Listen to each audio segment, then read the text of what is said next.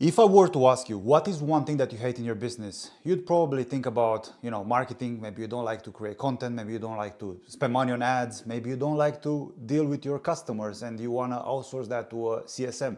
Those are completely fine. But the thing that I notice the most with my clients and with myself is that the thing that I hate the most is the sales department. And when you are at around 40 to 50K per month, there is a very special moment. You feel like finally your business gets some legs. It feels like you are able to be a bit more comfortable. You can start thinking a bit from abundance because you are making in a month what others make in a year, right? So you are right about to transcend to the next level. But the problem is that when you're at 50K per month, you are living a good life, especially as a business owner, or you personally, you live a good life. You can buy whatever the fuck you want to buy. You can travel pretty much wherever you want to travel. You can buy whatever phone. You can even buy a sports car. You can even start, putting down the deposit for a mortgage, right? Like things start to change, and then you really feel like you've made it, right? But the thing is that at 50K per month, it's like good, but not good enough to actually live the life of a business owner. And I want to tell you why in this video, because my client is experiencing this right now, and I have experienced it as well. And I have a couple more other clients that are going through the same process with their sales department, if we can call it like that, because that's one of the issues. And I want to make you feel a bit of urgency, and I want to make you feel a bit anxious about the bullshit that you have to deal with if you stay stuck at 50K per month. Don't get me wrong, being at 50K per month is like life-changing, right? Especially, if you're making 5K, you had a job before and now you are making 50, like it's fucking unbelievable. But still, you are at a breaking point where you could literally lose it all, because you'll be overwhelmed with a lot of problems and bullshit and work that you have to deal with. And I wanna show you how you can break past this plateau and why you should break past this plateau, because the more you stay, the more likely you are to be fucked up. Now, what I call 50 to 150K per month, I call it the crepuscular zone. Good, but not good enough. And I want to talk about the sales department in particular, because this is most likely the role that you will outsource the fastest, besides video editing or a VA or some CSM. Those roles don't even matter that much because you can replace those people really quickly, right? But sales is very unique, right? Because you will probably be paying a percentage, right, of the business that the sales guy generates. So if the guy doesn't close, you don't pay him, right? So it seems very fair. Plus it takes a lot of time. Plus it's fucking mentally draining because you have to go through, the script and ask the same fucking questions, and you know exactly what answers you'll get, and then you have to deal with the fucking objections, and you have to deal with people and mindsets and logistics and all that shit. You don't want to deal with that. Let me fucking get a sales rep. That's what you're thinking. And it's the right thought process. But now, let me ask you this. You've been in business for some time, right? If you're at 50K or if you are at 10, 20 and you want to get there, you've been in business for some time. You understand the process. You understand there is a Cole Gordon. You see these mini gurus that are teaching sales and whatnot. They show how they objection handle and whatnot. And they all sell their own fucking courses to other people that want to make money. And don't get me wrong, there's nothing wrong with wanting to make money, but the truth is that you will be hiring some dude or some girl that just want to make some money. Again, there's nothing wrong with that, but that's the fucking issue. The quality of your sales rep is going to be extremely poor, because you'll be paying a percentage. Let's say, let's agree on 10%. You'll be paying 10% on every single sale the sales rep makes, on whatever cash collects, whatever the sales rep cash collects, right? Now, if you make 50K, 10% of that is 5K. Now, do you think you'll get an elite sales rep that wants to make 5K per month? Just think about it for a second. You want to make 50K, you want to make 100, 200. These guys that are elite, they also want to make 50, 100, you know what I mean? So then the quality of the rep that you'll be getting is going to be very, very poor. All right. And if you want to get an elite closer, you need to be making 100 and 150, 200K, 300K per month to be able to afford one sales rep, right? That's one issue that you need to understand that you'll be having. And sometimes it's hard because you just look at the person and say, oh, I like this person, I can bond with them, and we have good rapport and banter, and we are like, get each other, and we like to hang out with each other. But at the end of the day, it's about making money, and you just outsourced the most important part of your business. Not the most important, but the top, like one of the 3 most important parts of your business. You outsourced it to a dude who just finished a course from some bullshit sales rep that couldn't close for himself, so he started selling a course on how to sell, right? That's the fucking reality. Now, another thing that I noticed is these sales reps that you can get at, let's say, 50K per month, you can only get one sales rep, because if you're at 50K per month, that means you are in a situation where you do not have a lot of lead flow, okay? And you cannot hire 2 or 3. And that's kind of the next problem that I'm hinting at. And this is what I'm experiencing right now with my client. And we solved the issue in a way. But the problem is that if the guy wants to go on a holiday, if the guy gets sick, if the guy doesn't give a fuck about your business anymore, if the guy quits, then what the fuck are you gonna do? You have to go back and close. And it's not even about that, but it's about the psychological leverage that you have over someone. Because right now we have 2 reps on this offer. We just hired a new one, but we need to train her, so that's another issue in itself. But we had this guy, right? And I built this SaaS that analyzes like what the sales reps are doing during the call, if they're handling objections, if they're running through the script properly, if they're speaking too much, if they're asking the right questions, all that good stuff, right? And then I saw that this guy deviated from the script, because I don't know if you noticed this, but you start with a script. You go and work with some sales coach and you build a script for your offer, right? Either Jeremy Minor or whatever, you have the NEPQ script. And you get it to work, right? My client was converting at 45%, and then when we brought this sales rep on board, he was also converting at 45%. But now over the course of 3 months, because it's very hard to review every single sales call and to give feedback, and it takes a lot of time. That's why I built this SaaS.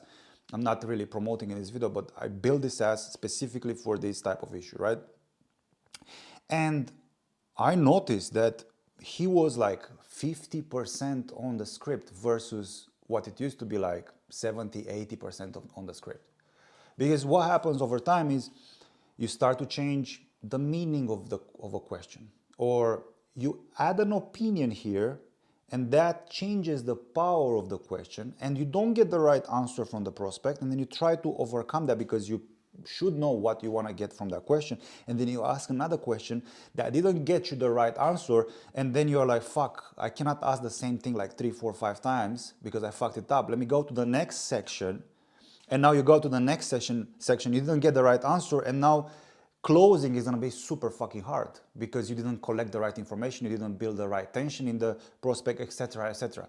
So what happened is this guy deviated from the script so much that he ended up like with a totally different fucking script. And here's the problem. Because we only had one guy, we have to be very careful with what kind of feedback we give him, because we don't want him to feel bad, right? Imagine how fucking stupid this is.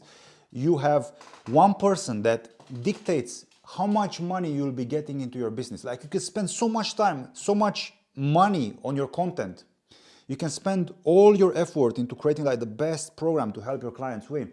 But then if this department, the sales department, is not doing their job, you are completely fucked.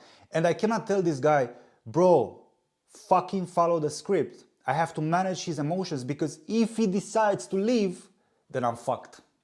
Do you understand how stupid this shit is? So you do not have fucking leverage over this one person. It's fucking insane. And this should be like really motivating you to get to the next level, to 100, 150. So then what happens then? You can hire 2 or 3 reps. So if one fucks around, they see that the other ones are closing and he also wants to close because they know they can be replaced. You always want to have some sort of upper hand on your employees. Your employees, as much as it sounds fucking bad, they also need to have a bit of fear, right? That they can be replaced. You don't want to have a guy that sits there, he's part of the fucking furniture, and he just knows he's gonna be there because he cannot be replaced because nobody's gonna take his shit job, right? You don't want to be in that situation, so you need to fucking push. That's one of the reasons why I think as someone that is at 50K until you get to 150K, you should either still take some sales calls, all right, or be sharp enough to take sales calls in case fucking shit hits the floor.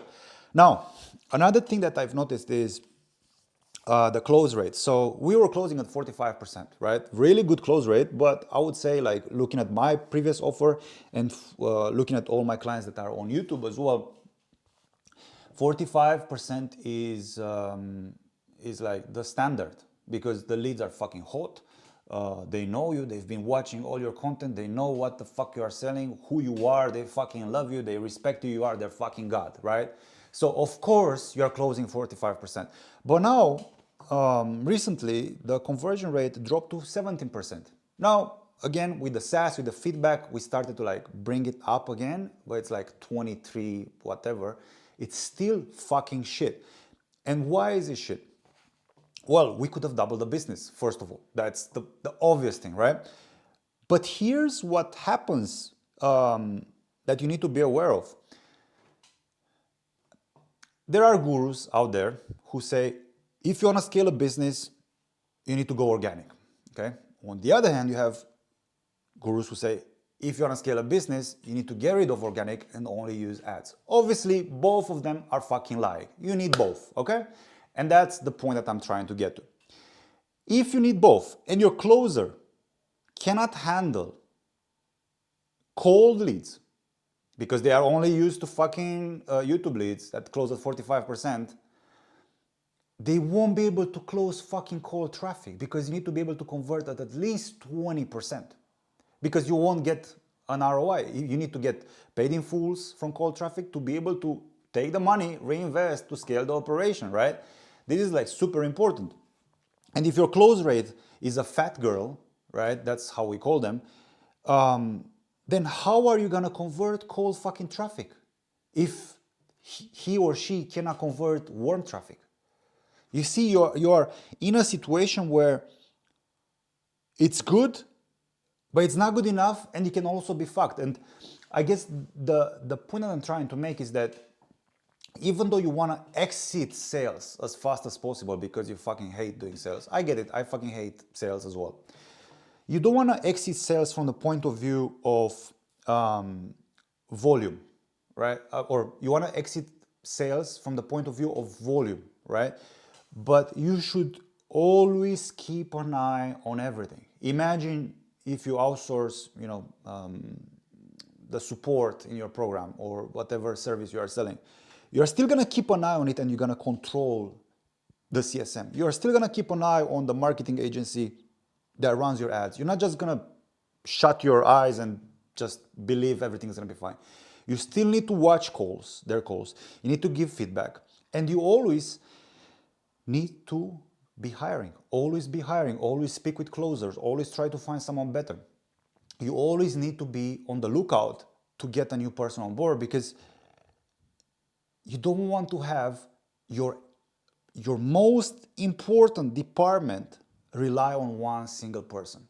This is like so insane and so like stupid when you look at it like in retrospective, but this is what happens. And probably it happens to you as well. You want to hire your first sales rep and you just want to like fucking get rid of it. But you can't do that. You have to be on it all the time, else you won't be able to scale. Because you want to use ads, right? You want to pour money into ads.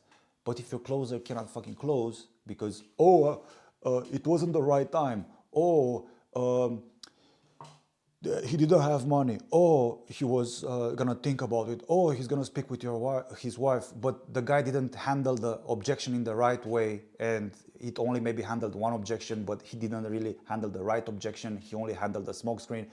Like, you need to have these guys on their toes 24/7, because your business cannot scale without them. You need them, and you need to make them understand that they need you as well. You need to start selling the vision, and you need to fucking lead with a fucking rock solid hand. Otherwise, these guys will fuck up everything, and you'll be making from 50K. Now my client, I think, is gonna make 30K. Okay, and I told him things will be like this, but I wasn't expecting it to come from the sales department.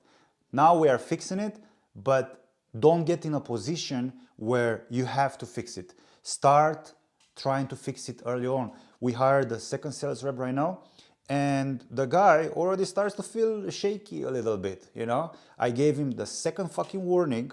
I'm waiting for the third, and then he's out, and I would rather do fucking sales calls myself than to have him burn fucking leads, okay? Maybe in the next video, I'm gonna show the actual SaaS that I've built that shows exactly where your sales reps are fucking shit up. And yeah, if you are a business owner, you are running an operation, either an agency or a consulting offer, and you wanna scale to 50 or 100K per month, there is a link in the description. I want you to book a call with me.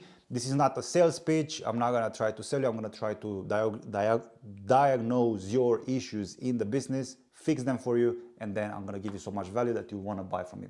All right, take care, peace out.